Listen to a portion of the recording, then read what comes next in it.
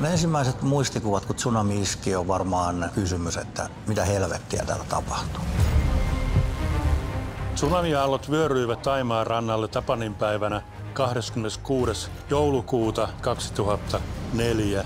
Sitten se vesi lähti vaan pakeneen. Oltiin valmiina lähtöön ja yhtäkkiä rupesi kuulua sellainen tosi kova humina jostain.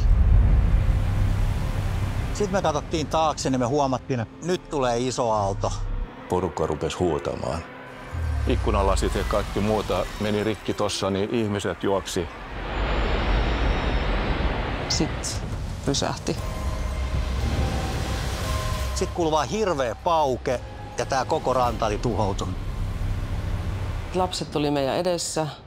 Me ei keretty tehdä yhtään mitään. Mä kuuluin siihen ryhmään, missä kaikilta oli sit mennyt kaikki. Tätä on Kaisa. Ihan hiekassa, kun ne muutkin sivut ovat vähän kuivuneet kiinni. Tässä on mun lapset Tuukka ja Tytti. Tuukka syntyi syyskuussa 1997 ja Tytti tammikuussa 1999. Tämä reissu oli meidän ensimmäinen lomamatka Thaimaahan.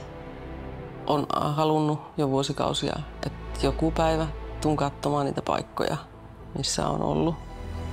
Tämä on se paikka, missä mä näin heidät elävänä viimeiseksi. Juvonen, Jesperin ja Kaisan. Olen ajatellut tätä juttua melkein 20 vuotta, eli 1000 viikkoa. Tämä oli ennen Blue Village Pakarang, lapsiystävällinen hotelli. Tämä oli viimeinen paikka, kun näin mun perheen, lapset ja miehen. Luulen, että suru voi vaikka kuolla, jos niikseen tulee. Että Suomessa SPR järjesti tsunamin uhreille tilaisuuksia. Tapasin Liisan silloin siellä ja ehkä pari viikkoa sen jälkeen mä sain häneltä viestin. No me kirjoiteltiin kyllä tosi paljon niitä kirjeitä. Sitten alettiin tapailla silloin tällöin. Me Kärtsin kanssa ollaan nyt oltu yhdessä noin 18 vuotta. Pitää löytää, mitä kaikki mulle aina sanoo, että kyllä niitä elämänvalopilkkuja vielä joskus tulee, niin kyllä niitä vaan sitten niin kuin löytyy, vaikka ei siihen uskoiskaan. No Kärts on tällä hetkellä mun elämäni tärkeä henkilö. Se on niin kuin tavallaan mun nykyinen perhe. On se kyllä ihan tajuttoman korkea. Tuo kärki on just se huippu, miten korkealla se aalto on ollut.